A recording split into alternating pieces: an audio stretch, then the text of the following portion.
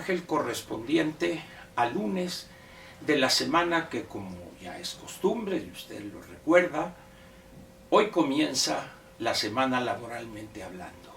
Lunes 8 de julio del año 2024. A mi lado mi coordinador de asesores aquí, que no sale a cámara porque él es muy discreto. Muy bien.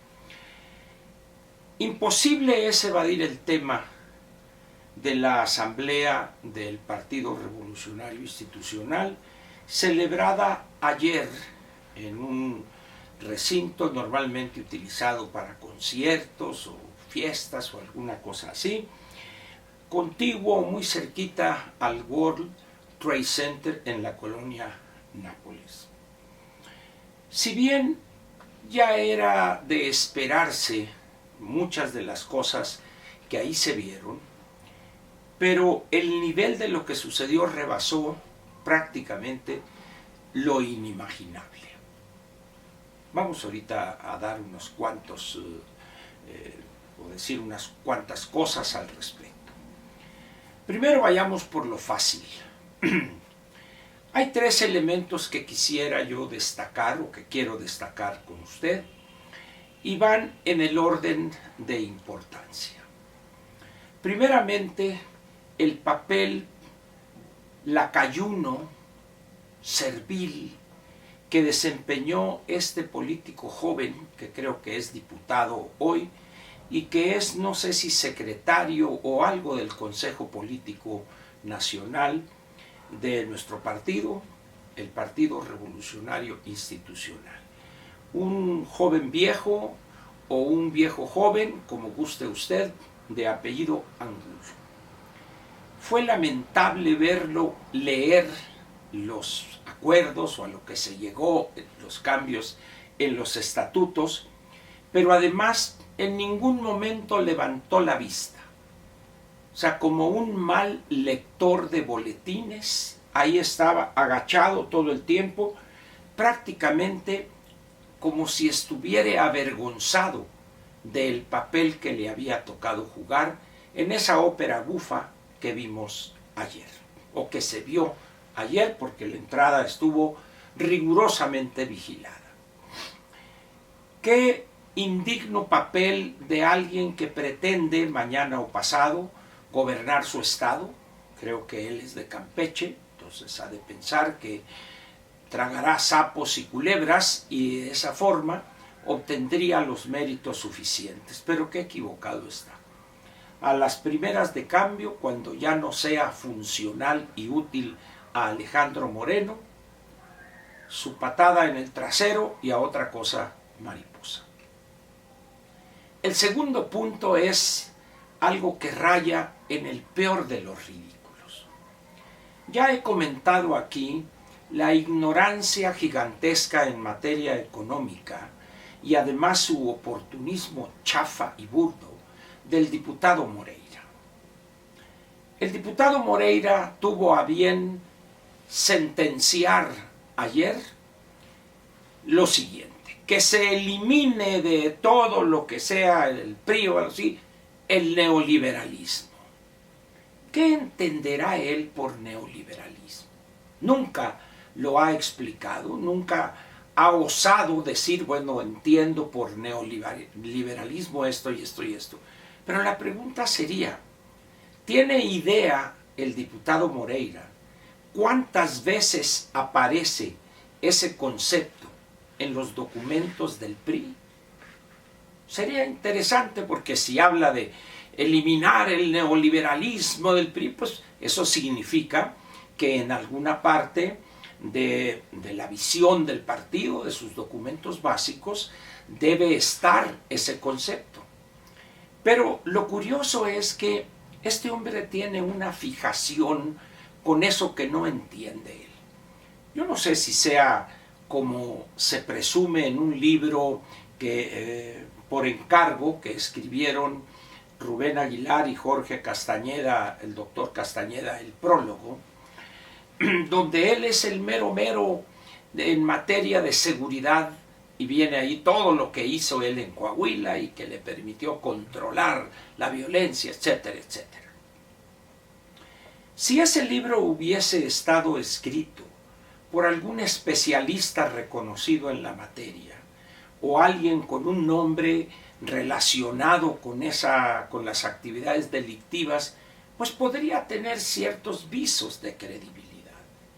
Pero en las condiciones en que se escribió y editó ese libro y se regalaron ejemplares, porque no creo que haya habido ingenuos que lo hayan adquirido, y después de esa aparición y de algunos actos bochornosos en Cámara de Diputados por su aquiescencia y servilismo ante Alejandro Moreno, dijo una vez: nos impusieron el liberalismo, dice.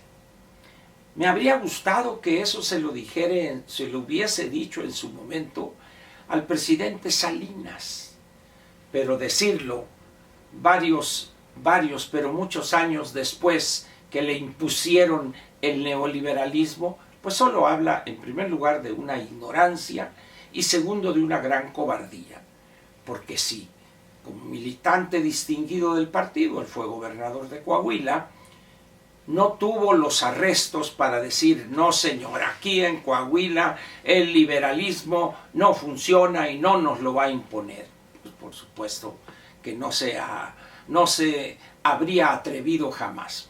Pero lo curioso es que Coahuila, un estado que se ha distinguido por un ambiente a favor de la empresa privada, de atraer inversión extranjera, de darle un lugar importante al sector privado, que sería parte fundamental de eso que él desprecia al decir neoliberalismo. Y dice uno: bueno, este señor, ¿en qué mundo vive?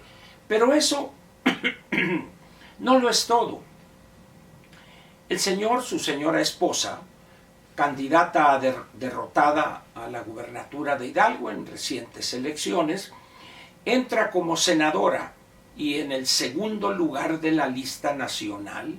Entra por lista, por supuesto que en un arreglo, en una complicidad entre el señor Moreira y Alejandro Moreno.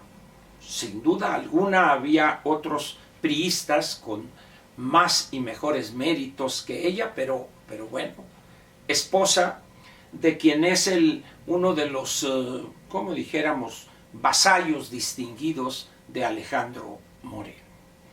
Pero luego, en torno a eso del liberalismo, o como llama él, neoliberalismo, hay una cosa muy curiosa. Esta asamblea se celebró en un lugar que se llama el Pepsi Center. Y dice uno, si hay un nombre de lo más liberal, de economía de mercado, de economía abierta, pues es el nombre de Pepsi, esta bebida carbonatada, ¿verdad? Pero así, y no tuvo empacho alguno para aceptar él, y ahí estaba muy orondo en el presidio. Pero ahora vayamos a la parte más importante. En la intervención de Alejandro Moreno, parece que le ha copiado ya, desde este momento, a El Bulto, la forma de tratar a sus adversarios.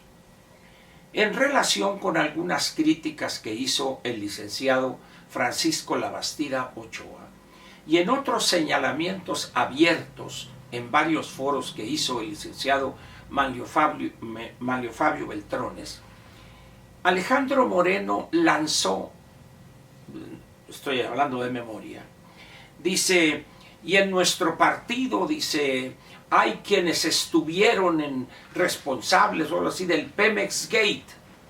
En vez de atreverse, si tiene todo el control del PRI, ¿qué le costaba decir? Y como Francisco Labastida Ochoa, cuando fue candidato, ¿qué le costaba? Y en el caso de Manlio las cosas fueron más duras. Y hay priistas que participaron en el asesinato de nuestro candidato. ¿Por qué no dijo el nombre completo de ese al que algunos sin base alguna pretenden inodar en la tragedia de aquel marzo del año 1994? En el caso del licenciado Labastida, no sé, no soy amigo de él, no lo conozco, pero en el caso de Manlio solamente me gustaría recordarle a Alejandro que él no es vengativo, pero que tiene muy buena memoria.